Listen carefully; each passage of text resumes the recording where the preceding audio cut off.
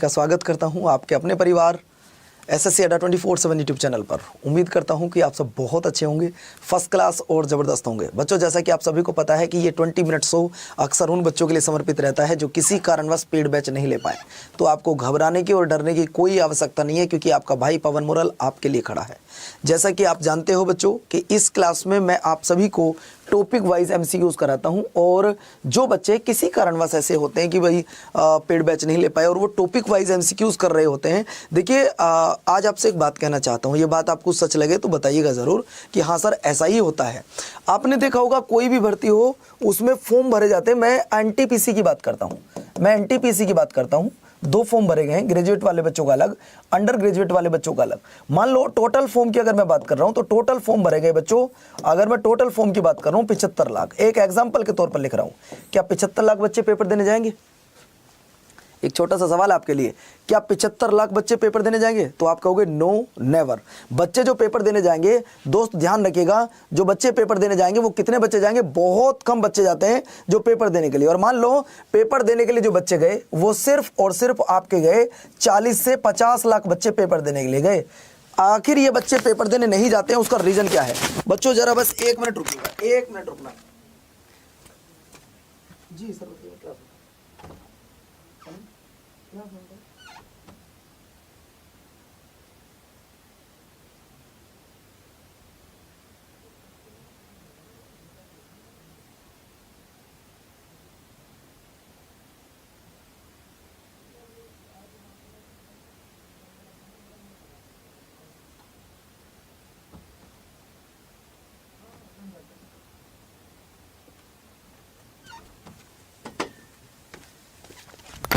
तो दोस्तों आपको बताना चाहता हूं कि ये जो क्लास होती है ये उन बच्चों के लिए समर्पित होती है जो टॉपिक वाइज क्वेश्चन कर रहे होते हैं। तो आज सर ये जो 75 लाख बच्चे थे पेपर देने 40 लाख गए, उसका कारण पता क्या है? उसका कारण ये कि इनका सिलेबस कंप्लीट नहीं है, टॉपिक वाइज इनके क्वेश्चन कंप्लीट नहीं है। तो ये बेचारे जब मॉक टेस्ट लगाते हैं ना अपने घर पे, जब ये मॉक टेस्ट लगाते हैं तो इनके नंबर आते हैं, मान लो 120 में से या 100 में से, मान लो थोड़ी देर के लिए ये CBT 1 CBT 2 दोनों लगा के देख रहे हैं, 100 में से इनके नंबर आए बच्चों 40। तो इन्होंने कहा जब मेरे यही नंबर 40 आ रहे हैं मैं वहीं जाके क्या करूँगा? तो आप सबके मैं टॉपिक वाइज क्वेश्चन कंप्लीट कराऊंगा इस क्लास में, परेशान होने की कोई आवश्यकता नहीं है। दोस्तों जल्दी से एक काम कीजिए, चैनल को सब्सक्राइब कर लीजिएगा। और आज की क्लास का टॉपिक क्या है? अगर आप चाहते हो कि मैंने प्रॉमिस किया है पेपर से पहले 100 क्लास कराऊंगा, और एक बच्चे तुम हो जो यूट्यूब से पढ़ रहे हो और एक वो जो पेड से पढ़ रहा है, दोनों का कंपेयर करके देख लेना बच्चों। आज आप पढ़ने वाले हो दिल्ली सल्तनत। अगर मैं दिल्ली सल्तनत की बात कर रहा हूं तो दोस्तों दिल्ली सल्तनत हमारे भारत में 1206 से लेके 1526 तक चली है। 1206 से 1526। अगर मैं 1206 से 1526 की बात करता हूं तो ये ध्यान रखना इसमें 5 वंश चले हैं, और उसको 5 वंश को याद करने का तरीका है, ट्रिक लिख लो, जीके तो सरल लगती है, जीके तो सरल लगती है। गुलाम, खिलजी, तुगलक, सैयद और लोधी, ये वो 5 वंश हैं जो कि दिल्ली सल्तनत में चले हैं। आपके पेपर में एक बार नहीं, न जाने कितनी बार ये सवाल पूछे जा चुके हैं कि बताइए दिल्ली सल्तनत में कितने वंश चले थे? तो 5 वंश। उन 5 वंशों को याद करने का तरीका है गुलाम, खिलजी, तुगलक, सैयद और लोधी। तो बच्चों आज इस टॉपिक के मैं आपको लगभग 40 क्वेश्चन कराऊंगा। मुझे उम्मीद है 40 क्वेश्चन में ये दिल्ली सल्तनत खत्म नहीं होगी, इसके लिए मुझे 2 क्लास लेनी होंगी। 40 क्वेश्चन आज कराऊंगा, 40 कल कराऊंगा। इन सब के फाउंडर सुन लीजिएगा। अगर आपसे पूछे गुलाम वंश के संस्थापक कौन थे तो कुतुबुद्दीन ऐबक थे, जबकि वास्तविक संस्थापक इसके इल्तुतमिश थे। अगर खिलजी वंश के पूछे तो जलालुद्दीन खिलजी, तुगलक वंश के पूछे गयासुद्दीन तुगलक, अगर सैयद वंश के पूछे खिजर खां, लोधी वंश के पूछे तो बहलोल लोधी। ये 5 फाउंडर आप याद रखना। इन 5 जो डायनेस्टी है इनके फाउंडर कौन कौन रहे मैंने आपको बता दिए, ये जरूर याद रखना, यहां से क्वेश्चन आएगा। बच्चों वीडियो को लाइक कर दो, चैनल को सब्सक्राइब कर लो, इतना सा आपको काम करना है। तो चलो बच्चों पहला क्वेश्चन ये रहा। पहला क्वेश्चन आप सबकी समक्ष स्क्रीन पर ये रहा। ऐसा कौन सा सुल्तान था जिसकी मृत्यु लकड़ी से बने महल में दबने के कारण हो गई थी? अलाउद्दीन खिलजी, गयासुद्दीन तुगलक, मोहम्मद बिन तुगलक या फिरोज शाह तुगलक? तो दोस्तों वो कोई और नहीं था। अगर मैं बात कर रहा हूं तो वो थे मोहम्मद बिन तुगलक के पिता, वो थे मोहम्मद बिन तुगलक के पिता जिनका नाम था गयासुद्दीन तुगलक। और इन्हीं की मृत्यु बच्चों 1325 में एक लकड़ी का महल बनाया गया था इनके स्वागत में, और बच्चों इसमें दबकर इनकी मृत्यु हो गई थी। सवाल नंबर नेक्स्ट आपकी स्क्रीन पर यह रहा। नहर का निर्माण भारत में सबसे पहले किसने कराया था? नहरों का निर्माण कराने वाला प्रथम सुल्तान कौन था? देखिए बच्चों इस सवाल को 2 तरीके से पूछ सकता है। अगर आपसे पूछे 5 बड़ी नहरों का निर्माण किसने करवाया, अगर आपसे पूछे 5 बड़ी नहरों का निर्माण किसने कराया, तो नहरों का जो निर्माण कराया बच्चों वो कराया फिरोज शाह तुगलक ने। अगर आपसे पूछे दोस्तों कि बताओ यहाँ पे सिर्फ अगर सवाल ये कि नहरों का निर्माण किसने कराया, बड़ी छोटी नहीं पूछ रहा है, तो दोस्तों तब आपका जवाब आएगा ये नहरों का निर्माण किसने कराया, तब दोस्तों आपका जवाब आएगा गयासुद्दीन तुगलक। आपसे पूछे 5 बड़ी नहरों का निर्माण किसने करवाया था, तो वो करवाया था फिरोज शाह तुगलक ने। ये गलती मत कर देना बच्चों, ये ध्यान रखना। अगर आपसे पूछे कि नहरों का निर्माण सबसे पहले किसने करवाया, तो जीएसटी ने। अब जीएसटी कौन बच्चों, गयासुद्दीन तुगलक। और बड़ी नहरों का निर्माण किसने करवाया, फिरोज शाह तुगलक ने। सवाल नंबर नेक्स्ट देखिएगा, महमूद गजनवी का जो आक्रमण था वह अंतिम आक्रमण किसके विरुद्ध था। दोस्तों ऑप्शन में दिया है तोमर, प्रतिहार, सोलंकी और जाट। आपको बता दूं महमूद गजनवी ने भारत पर, दोस्तों आप अच्छे से जानते होंगे कि 1001 से लेकर 1027 तक हमारे भारत पर 17 बार आक्रमण किए हैं। और इसका जो अंतिम आक्रमण था वो 1008 में जाटों के खिलाफ था। ये कुछ क्षत्रिय हैं बच्चों, जैसे जाट हो गए, गुजर हो गए, है ना, ये अपनी जुबान के बड़े पक्के होते हैं। दोस्ती अगर कर ली किसी से तो जाट गुजर की दोस्ती जान जा सकती है, लेकिन कभी पीछे नहीं हट सकते हैं। ठीक है, चलिए सवाल नंबर नेक्स्ट आपकी स्क्रीन पर लल्ला ये रहा। आपको बताने प्रसिद्ध कवि अमीर खुसरो किसके दरबार में रहा करते थे। थोड़ा सा अमीर खुसरो के बारे में सुन लो। अगर मैं अमीर खुसरो की बात करता हूं तो दोस्तों इनके बारे में थोड़ा सा सुन लीजिएगा। इनको कहते हैं तूती ए हिंद। इनको क्या बोलते हैं, तूती ए हिंद। इनको बोलते हैं हिंदुस्तान का तोता। अगर मैं अमीर खुसरो की बात करूं तो इन्होंने एक किताब लिखी थी जिसका नाम था आशिका। हर रात को जागने वाला लड़का आशिक नहीं होता, वो हो सकता है अपने माता पिता के सपनों के लिए जाग रहा हो, वो हो सकता है अपने सपनों के लिए जाग रहा हो, है ना, आशिका। इन्होंने दूसरी किताब लिखी जिसका नाम था तुगलक नामा। एक लिखी खजाइन उल फतू, खजाइन उल फतू, मिफ्ता उल फतू। हमारे भारत में खड़ी बोली का आविष्कार किसने किया, ये सवाल ना जाने कितनी बार पूछा गया है। खड़ी बोली का आविष्कार किसने किया है, भारत में सितार का आविष्कार किसने किया है, भारत में तबले का आविष्कार किसने किया है, कव्वाली का आविष्कार किसने किया, ये सारे काम अमीर खुसरो ने किए हैं। अमीर खुसरो जिसने 7 सुल्तानों का काल देखा है, अमीर खुसरो जिसने 7 सुल्तानों का काल देखा है, ये किसके दरबार में थे, तो ये दरबार अलाउद्दीन खिलजी। अलाउद्दीन खिलजी जो कि 1296 से लेकर 1316 तक शासन करेगा बच्चों। अगला सवाल आपकी स्क्रीन पर ये रहा, कुव्वतुल इस्लाम मस्जिद का निर्माण भारत में किसने करवाया था। कोई भी बच्चा बताए कि कुव्वत उल इस्लाम मस्जिद भारत में बनने वाली पहली मस्जिद। ये ध्यान रखना, ये भारत में बनने वाली पहली मस्जिद है, ये भी आप याद रखना। पहली मस्जिद है जो हमारे भारत में बनी हो, दिल्ली में है। बनवाने वाला कौन था, इसे कुतुबुद्दीन ऐबक कहा जाता है। इसे कुतुबुद्दीन ऐबक के द्वारा बनवाया गया। दोस्तों ध्यान रखना, इस मस्जिद को कुतुबुद्दीन ऐबक के द्वारा बनवाया गया है। अगला देखिए, अगला सवाल है, अपने आप को कौन वो व्यक्ति है जो ईश्वर का अभिशाप कहता था। निम्नलिखित में से कौन अपने आप को ईश्वर का अभिशाप कहा करता था। नादिर शाह, तैमूर लंग और चंगेज खां। तो दोस्तों ध्यान रखना, तब था चंगेज खां। अगला देखिए, देखिए ये यहाँ पे लिखा 2.5 दिन, लेकिन ये कई बार पढ़ा जाता है 2.5 दिन।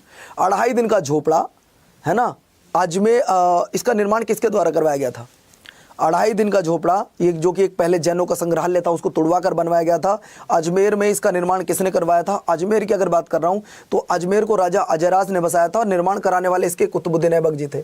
अगला देखिए, तराइन की पहली लड़ाई 1191 में हुई। बच्चा जानता है कि तराइन की 3 लड़ाइयाँ हुई हैं। सॉरी बच्चों, पहली 1191 में हुई, दूसरी 1192 में हुई और तीसरी 1215 में हुई।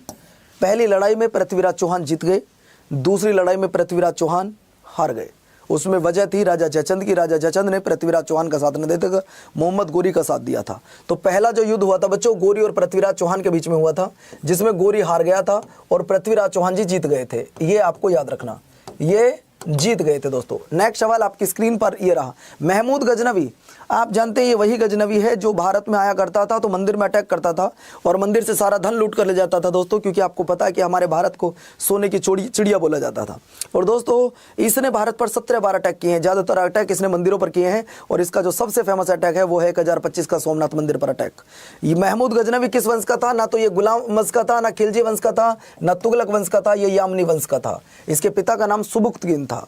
नेक्स्ट सवाल आपकी स्क्रीन पर दोस्तों ये रहा, महमूद गजनवी ने भारत पर कितनी बार अटैक किया। इस सवाल का जवाब तो बच्चों हर बच्चे को पता होगा कि महमूद गजनवी ने भारत पर कितनी बार अटैक किया है। सर जी 17 बार किया है। अगला देखिए, लोधी वंश का संस्थापक कौन है। Who was the founder of the Lodhi dynasty.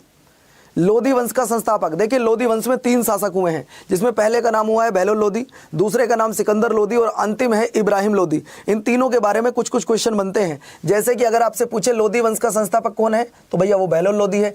अंतिम कौन है तो अंतिम बच्चों इब्राहिम लोधी है। अगर आपसे अंतिम पूछे, अगर पूछे महान कौन है सबसे ज्यादा तो वो सिकंदर लोधी है। सिकंदर लोदी ने ही सन 1504 में आगरा नगर की स्थापना की थी। ये वही आगरा है बच्चों जिसे पेठा नगरी कहा जाता है। ये वही आगरा है जहाँ पे ताजमहल स्थित है और यहाँ पे बेबी ताजमहल भी है, जो कि अब बच्चों एक सवाल मैं आपसे आज कह रहा हूँ, बेबी ताजमहल किसके लिए बनवाया गया था? आप बताएंगे मुझे, या बेबी ताजमहल किसे कहा जाता है? सवाल आप लास्ट तक दे सकते हैं। अगला सवाल आपकी स्क्रीन पर ये रहा, भारत के इतिहास में बाजार नियम और मूल्य नियंत्रण पद्धति को शुरू करने वाला व्यक्ति कौन था? ये सवाल मुझे बहुत प्यारा लगा बच्चों। शेर शाह सूरी, मोहम्मद बिन तुगलक, फिरोज तुगलक या अलाउद्दीन खिलजी? तो दोस्तों आपको बता दूं, इस सवाल का जो सही जवाब आएगा वो अलाउद्दीन खिलजी आएगा। इतिहासकार ऐसा बताते हैं कि अलाउद्दीन खिलजी ने जब अपने समय में बाजार नियंत्रण प्रणाली को लागू किया और अपने समय में, जैसे आपने देखा होगा आज एक सवाल पूछा जाता है मैथ में कि एक बेईमान दुकानदार 1000 ग्राम के स्थान पर 900 ग्राम तोलता है, वह 100 ग्राम की बचत कर लेता है, बताओ उसे कितने % का फायदा हुआ? कुछ ऐसे सवाल आते हैं बेईमान दुकानदार वाले। तो दोस्तों ध्यान रखना, अगर अलाउद्दीन खिलजी के समय में कोई ऐसा करता हुआ पकड़ा जाता था तो वो शरीर से इतना ही मांस काट लिया करता था जितनी आप चोरी कर रहे हैं। अगला सवाल देखो, निम्नलिखित में से वह कौन था जिसने अपने आप को खलीफा घोषित किया था?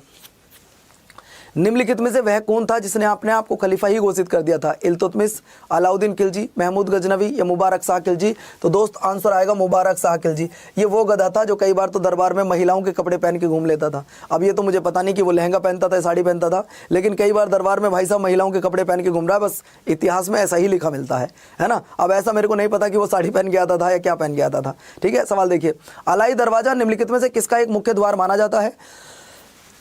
अलाई दरवाजा और अलाई मीनार, इनका निर्माण कराने वाला बच्चों वो थे अलाउद्दीन खिलजी। एक बात जरा मुझे ध्यान से बताओ सुन के दोस्तों, ये जो मैंने प्रण आपके लिए लिया है कि मैं आपको 100 क्लास कराऊंगा, 100 की 100 क्लास यूट्यूब पे होंगी, 100 की 100 क्लास फ्री में कराऊंगा, टॉपिक वाइज आपको MCQs करा रहा हूँ। आपको ये मेरा प्रण कैसा लगा, मेरा डेडिकेशन, मेरा आत्मसमर्पण आपके प्रति ये कैसा लगा, मुझे कमेंट्स करके ज़रूर बताइएगा। बस अगर आप कर सकते हैं तो चैनल को सब्सक्राइब कर लो, वीडियो को लाइक। बाकी मैं दूसरा काम आपसे कुछ नहीं बोलता हूँ, ना कोई पेड बैच बताता हूँ, ना कोई किताब बताता हूँ, सिर्फ कहता हूँ कि वीडियो को लाइक कर दो, है ना दोस्तों। ये कुतुब मीनार, और कुतुब मीनार को किसने बनवाया था? कुतुबुद्दीन ऐबक ने बनवाया। काम किसने पूरा करवाया था इसका? तो इल्तुतमिश ने करवाया था। अगला, यात्री इब्न बतूता कहाँ से आया? बेटे न जाने कितनी बार ये सवाल पेपर में आ चुका है, न जाने कितनी बार ये सवाल तुम्हारे पेपर में आ चुका है कि इब्न बतूता किस किस काल में आया था। तो इब्न बतूता दोस्तों मोरक्को का रहने वाला था। मोरक्को पड़ता है अफ्रीका में। मोरक्को कहाँ पड़ता है बच्चों? अफ्रीका में पड़ता है। इसकी एक फेमस बुक है बच्चों, इसकी एक बड़ी फेमस बुक है, कई बार पेपर में आ चुकी है, जिसका नाम है रेहला। ये किताब आ चुकी है। और दोस्तों ये MBT के शासनकाल में भारत आया था। MBT का मतलब आप समझ रहे हैं? MBT का मतलब है मोहम्मद बिन तुगलक। MBT का मतलब क्या हो गया लल्ला? मोहम्मद बिन तुगलक। अगला देखिए, महमूद गजनवी के साथ भारत आने वाले इतिहासकारों में से कौन शामिल नहीं था? शाहनामा का लेखक फिरदौसी, किताबुल हिंद का राइटर अलबरूनी, तारीख ए यामनी का राइटर उतवी या तारीख ए सुयुक्तगीन का लेखक बेहाकी? तो दोस्तों इसमें नहीं आया था फिरदौसी। अगला देखो, आगरा नगर किसने बसाया? अभी थोड़ी देर पहले ही मैंने इस सवाल का जवाब आपको दिया है कि आगरा नगर की स्थापना किसके द्वारा की गई थी। अगर आप नहीं बता पाए तो फिर मुझे लगेगा भैया आप अच्छे से पढ़ नहीं पा रहे हो। मैंने कहा था आपसे आगरा नगर की स्थापना सन 1504 में की गई थी। किसके द्वारा? सिकंदर लोदी के द्वारा। मैंने अभी आपको बताया थोड़ी देर पहले ही। अगला देखो, देखिए हर चीज़ पेड बैच नहीं होती है, हम यूट्यूब पे तुम्हें पढ़ा के सिलेक्शन कराएंगे, देख लेना। तैमूर लंग ने किस वर्ष भारत पर आक्रमण किया था? जब तैमूर ने भारत पर अटैक किया था तो उस समय दिल्ली पर तुगलक वंश का राज चल रहा था। उस पर भारत में नसरुद्दीन तुगलक राज कर रहा था और 1398 में इसने भारत पर अटैक किया था। कब? 1398 में इसने भारत पर अटैक किया था। अगला देखिए, दिल्ली सल्तनत के तुगलक राजवंश का अंतिम शासक कौन था? अंतिम शासक, अगर वो तुगलक की बात करें, भाई पहले तो गयासुद्दीन तुगलक था, तो फिर अंतिम कौन था? अंतिम था मेरे प्यारे साथियों नसरुद्दीन महमूद। नेक्स्ट, मोहम्मद बिन तुगलक की मृत्यु कहाँ पर हो गई थी? मोहम्मद बिन तुगलक की अगर मैं मृत्यु की बात करूं, शॉर्ट में मैं MBT लिखता हूं, तो दोस्तों MBT को पागल सुल्तान कहा जाता है। इसे पागल सुल्तान भी बोलते हैं। अगर आपसे पूछे पागल कौन था तो ये था। अगर आपसे पूछे विद्वान कौन है सबसे ज़्यादा तो भी यही था। अगर मैं मोहम्मद बिन तुगलक की बात करूँ तो 1325 से लेकर 1351 तक इसने शासन किया, लगभग 26 साल। एक इतिहासकार ने ऐसा कहा था कि आज प्रजा को राजा से और राजा को प्रजा से मुक्ति मिल गई जब इसकी डेथ हो गई थी। तो इसकी मृत्यु 1351 में थट्टा में हो गई थी भैया। अगला देखिए, सवाल नंबर नेक्स्ट, दिल्ली के किस सुल्तान ने ब्राह्मणों पर जजिया कर लगाया? अब जजिया कर होता क्या है? जजिया कर ये था कि हमारे भारत में सबसे पहले इंप्लीमेंट करने वाला अगर कोई था तो वो था मोहम्मद बिन कासिम। लेकिन मोहम्मद बिन कासिम ने ना महिलाओं पे लगाया, ना बच्चों पे लगाया, ना ही लगाया ब्राह्मणों पर। लेकिन दिल्ली सल्तनत में एक और बाद में डायनेस्टी आएगी जिसका नाम था तुगलक डायनेस्टी, और तुगलक डायनेस्टी का एक सुल्तान जिसका नाम था फिरोज शाह तुगलक, इसने बच्चों ब्राह्मणों पर भी जजिया कर लगाया था। लेकिन अकबर ने इस जजिया कर को ख़त्म कर दिया। अगर मैं जजिया कर की बात करूं तो अकबर ने इसे ख़त्म कर दिया, लेकिन औरंगजेब ने, दोस्तों ध्यान रखना, औरंगजेब ने इसे फिर से लागू कर दिया। और दोस्तों फिर से याद रखना, इसको मोहम्मद शाह रंगीला ने 1720 में इसे पूरी तरीके से समाप्त कर दिया था। अगला सवाल देखिए, चंगेज खां का मूल नाम क्या था? तो मूल नाम था इसका तैमुचिन। अगला देखिए, अगला है गजनी का वह प्रथम शासक कौन था जो अपने खलीफाओं से सुल्तान की उपाधि धारण करेगा और सुल्तान कहलाने वाला प्रथम शासक बनेगा? सुबुक्तगीन, महमूद गजनवी, मोहम्मद गोरी या अलप्तगीन? सुबुक्तगीन जो कि आप सभी जानते हैं महमूद गजनवी की मम्मी के हस्बैंड थे, या तो वो थे, या फिर अलप्तगीन, या फिर कौन? तो दोस्तों ये थे महमूद गजनवी। अगला देखो, अगला सवाल है दोस्तों, महमूद गजनवी ने जो भारत पर अटैक किए उसका जो सबसे फेमस अटैक था वो कौन सा था? 1000 से लेकर 1027 के बीच में यार इसका सबसे महत्वपूर्ण अटैक कौन सा माना जाता है, ये आपको बताना है। इसका जो सबसे फेमस अटैक है वो कौन सा है, ये आपको बताना है। तो दोस्तों आपको बता दूं, वो है सोमनाथ मंदिर पर आक्रमण। ये कहाँ पड़ता है? गुजरात में। कहाँ पड़ता है? गुजरात में, ये आप याद रखना। अगला देखिए, महमूद गजनवी के भारत पर आक्रमण का उद्देश्य क्या था? महमूद गजनवी भारत में आता था, धन लूटता था, और धन लूटने के बाद यहाँ से भाग जाता था दोस्तों, है ना। तो दोस्त याद रखना, मध्य एशिया में एक बड़े साम्राज्य का विस्तार करना और इसलिए वहाँ से धन को लूटना।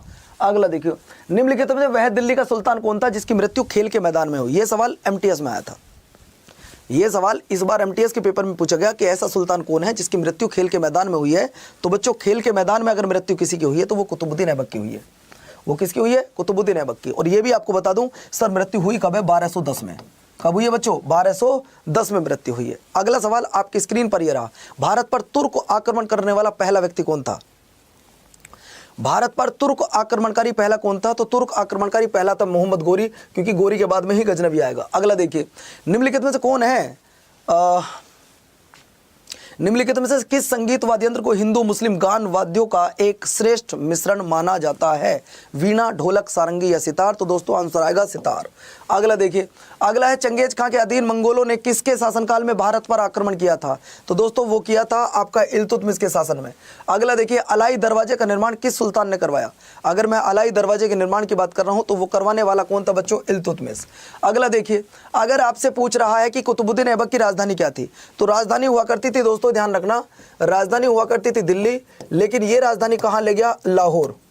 राजधानी कहां ले गया? लाहौर ले गया। 1 मिनट और बच्चों, इसको जरा 1 मिनट रोक दो, अलाई दरवाजे को और अलाई मीनार को रोक दो बच्चों, इस सवाल को, ये गलत कर दिया हमने, ठीक है। अगला देखिए, राजधानी दिल्ली थी लेकिन ये लाहौर लेकर गया था बच्चों, याद रखना। अगला देखो, सवाल नंबर नेक्स्ट, दिल्ली का सुल्तान जो भारत में बड़े नहरों के निर्माण के लिए जाना जाता है, मैंने कहा था आपसे, अगर आपसे पूछे बड़ी बड़ी नहरों के निर्माण के लिए कौन जाना जाता है तो फिरोज शाह तुगलक, और अगर पूछे नहरों का निर्माण किसने करवाया था तो गयासुद्दीन तुगलक। क्लियर।